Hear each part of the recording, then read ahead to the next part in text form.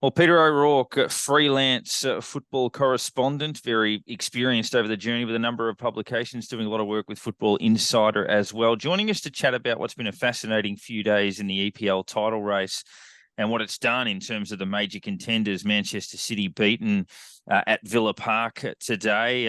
Arsenal winning a classic against Luton a couple of days back, 4-3 in phenomenal circumstances. Liverpool obviously still floating around the mark, and Tottenham, who had started the season like a train, have slipped a little bit over the last month to fall obviously back out of the top four as it stands at the moment. But Pete, it's been a pretty big weekend, and obviously the morning result our time, where Aston Villa defeating Manchester City has thrown the cat amongst the pigeons a bit. Yeah, very much so, Darren. It's we've got a real title race on our hands here in England this season. A lot of people at the start of the season thought it was going to be another procession from Manchester City, but looking at it right now, Aston Villa have sort of fired themselves into contention, now sitting in third place above Manchester City. And it just wasn't the victory; it was the manner of the victory, I think, against Manchester City, which surprised a lot of people.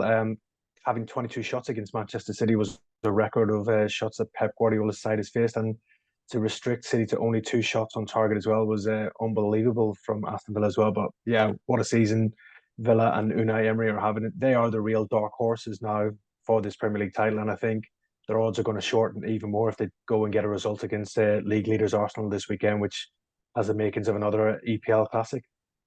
Might start with Aston Villa on that segue then. So they opened the season at 300 to 1 for the title, actually peaked at 1,000 to 1 after their first couple of games. They're into 32s now on that exchange. In terms of top four, they opened at 9, drifted out to 22s, and now $3.90. So I guess the title, as an Aston Villa fan, might still seem far-fetched, but on form at the moment, you'd have to consider a pretty good chance that there'll be Champions League football played at Villa Park in about 12 months' time.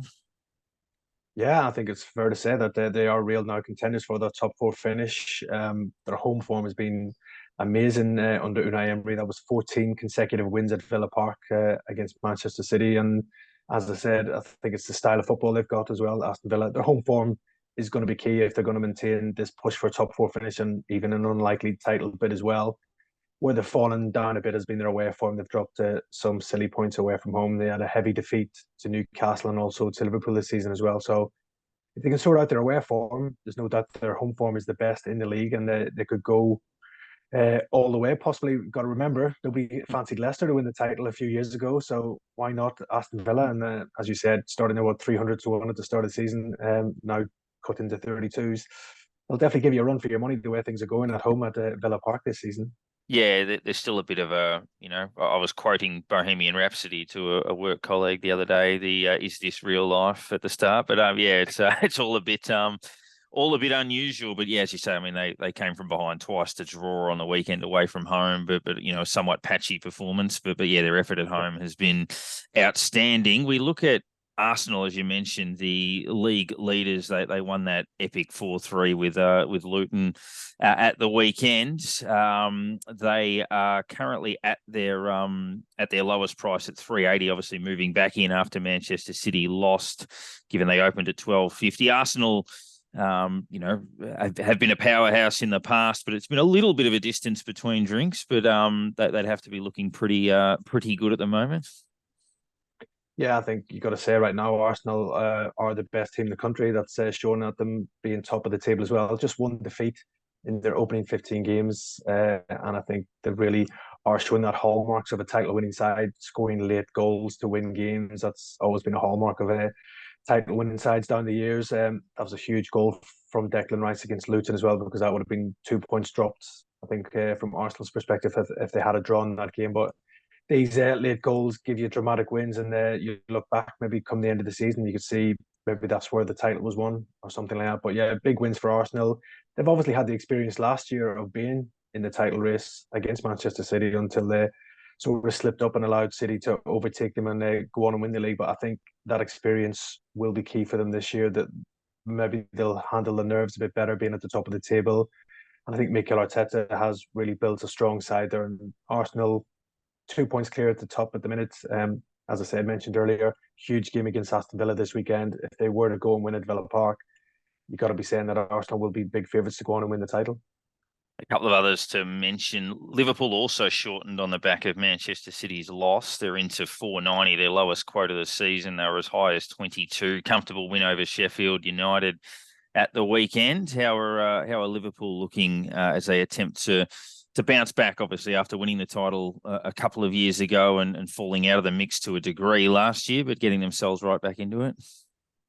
Yeah, they're definitely contenders this season. Had a really disappointing campaign last year for Jurgen Klopp, falling out of the top four altogether. So it's been a bit of a regeneration for Liverpool this season. A new midfield has come in and it's added energy to that Liverpool team as well. I think injuries for Liverpool are going to be vital for them if they are to maintain this push for the Premier League title. Obviously, they've had a few injuries recently. Joel Matip is the latest one. He's set to miss the rest of the season with a serious knee injury. But yeah, Liverpool are going about their work sort of under the radar right now as well. They're just 2 points behind Arsenal, 34 points from their opening 15 games. So I'm sure Jurgen Klopp will be happy with how Liverpool are going, but he's trying to play everything down in the media. He's saying, let's talk about it in April if we're still there. So Liverpool have been there and done it. So they've contested the title races with Manchester City for the probably 4 of the last 5 seasons. They've won the title as well. And I think now for Liverpool, if they can just gain that momentum that they're sort of slowly building now, they will be serious contenders for that Premier League title. Again, a bit like Aston Villa,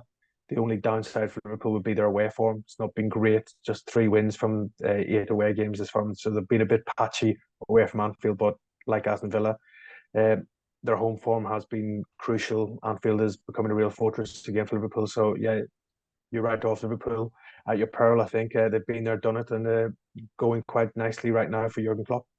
The last two to look at, Manchester City is still favourites at $2.14. They were as low as $1.39 a couple of weeks ago. As you say, most shots they've conceded under their current management.